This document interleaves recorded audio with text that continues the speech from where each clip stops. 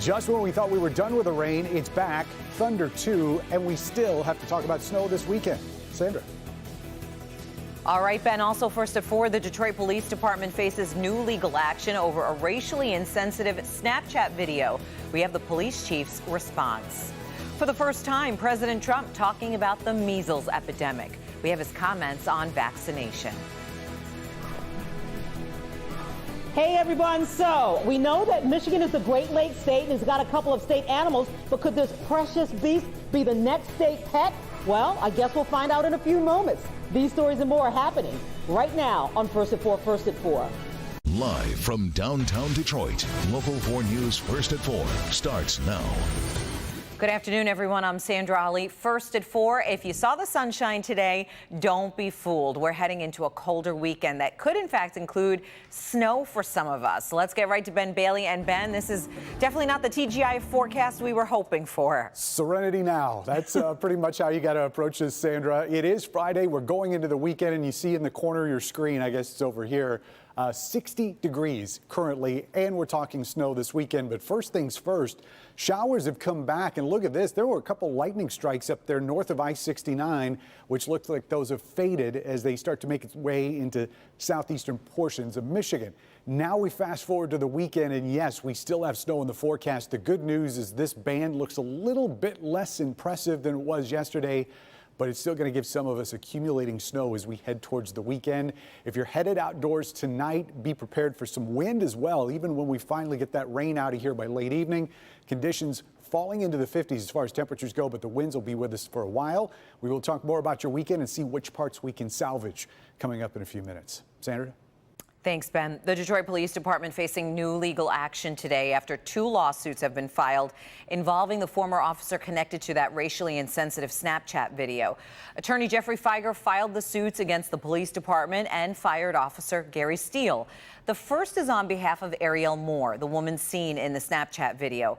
Earlier this year, Moore, you may remember, was forced to walk home in freezing temperatures, and Steele filmed that moment and then posted it on Snapchat. Feiger accuses the department of allowing racist cops to remain on the force. To subject my client to the type of invidious racial discrimination as is demonstrated on this walk of shame tape is outrageous. To make a statement about this department has done nothing about systematic allegations of racism, I reject it. During that news conference, Feiger announced a second lawsuit against Steele on behalf of a woman who says Steele broke her arm during an arrest. Feiger showed this body camera video of the moment. More reaction to both cases coming up tonight at 5 o'clock. A man is in critical condition at this hour after being shot multiple times in Taylor. It happened this morning right around 9 on McGuire Street, just south of I-94. Witnesses say they heard 5 gunshots and then saw a man bleeding in the middle of the street. The gunman took off in what appeared to be a red Ford Escape. When we last checked, he's still on the run. If you can help find him, call Taylor Police. A city councilman from Dearborn Heights was in court today facing a home invasion charge. Back in December, prosecutors say Councilman Raymond Muscat got into a fight with his neighbor over a newspaper. Police say Muscat caught his neighbor dumping old newspapers in his yard. Muscat then allegedly stormed into the neighbor's home and a fight broke out. Both men were arrested. Muscat was arraigned today. His neighbor will be arraigned at a later date.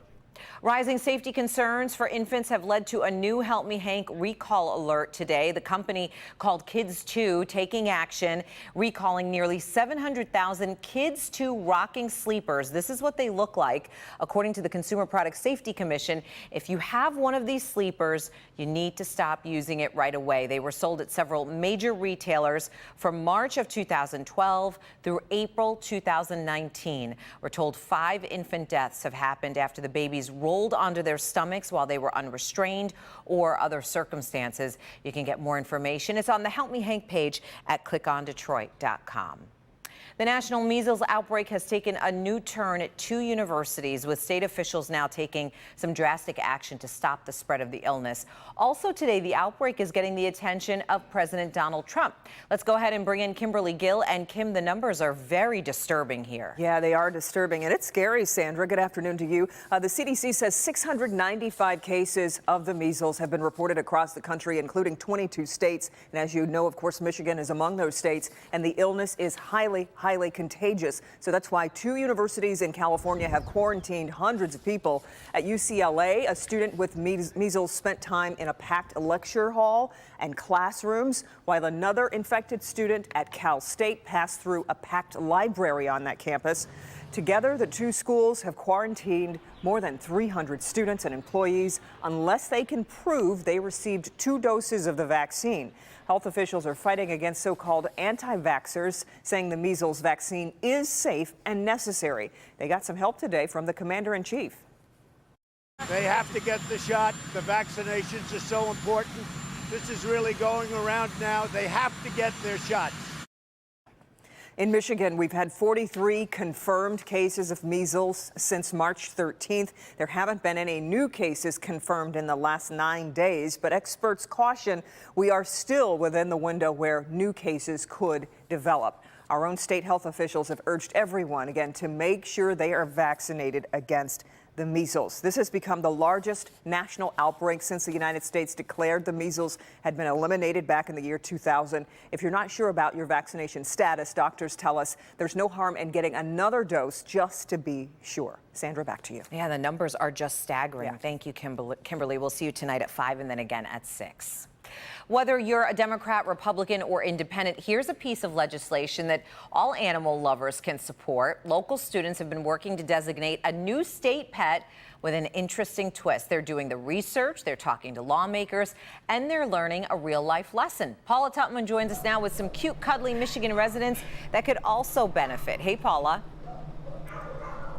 Hey, hi guys. So this is Kalo, and he's simply adorable. He's just one of so many thousands of animals who need a great home in Michigan. Look, he's got 2 different color eyes, but you don't know he's for adoption because you don't know he's here. He needs the exposure. And some middle schoolers really do understand that, and they're trying to change this. But I do need to warn you, you're about to see really cute animals and hear really bad singing. They're just a bill, yes, they're only a bill, and they're sitting in Michigan State Capitol at this very moment. Yes, they are. These 132 animals at Macomb County Animal Control and more animals all across the state who don't want to be just animals. They want to be pets. And because of the tenacity of the students at Larson Middle School in Troy, odds for adoption could be getting better really soon. For 2 years, they've been working to make Michigan's state pet the shelter animal. They need homes, they need love, they need us. The important thing about shelter pets is that they're animals that have either been taken away from their home or had some situation where they've had to go into a shelter. This is a good way to bring awareness to it, to get more people to adopt. Keep in mind, Michigan is a Great Lakes state and the Wolverine state, and the state animal is the white-tailed deer. Yep, we got a lot of them. And we have a state reptile, the painted turtle. And guess what? These students say there needs to be another, more important state designation, and that's for the shelter pet. There are many other states that have state pets, and Michigan's kind of being left out of this. They've been working on this since 6th grade. It didn't fail, it stalled in the committee, in the Government Operations Committee, just stalled. But there's new interest, and now HB 4455 is in committee, and these students are getting a civics class on participating in government and making a difference. The language of the bill was based on research that these students did. All of the facts and statistics in there are based on their research. If the bill gets out of committee and onto the floor for a vote, it could mean the world to shelter pets in Michigan. It could mean a home. What I think is great about shelter pets versus just having the dog is it brings awareness to all the animals that come into a shelter. And you know what that means? More singing. But I know I'll be a law someday. At least I hope and pray that I will. But today I am still just a bill. or a dog named Kato. Now listen, how do you not want this adorable face on a poster representing Michigan? And because of where the bill is in the committee right now, if we all call our lawmakers, it's very possible it could pass. Great news for this beautiful little beast. Bad news because that song is an earwig. I'll be thinking about it all weekend. Sandra? I think we all will. Great campaign and great singing too. Love it. Thank you so much, Paula.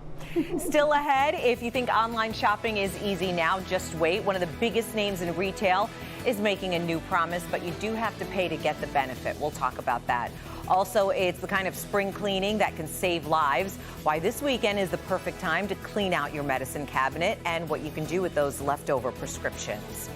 But at first, danger on the beach. Witnesses couldn't believe what happened to one woman who was sunbathing, minding her own business. We'll have that story coming up right after the break.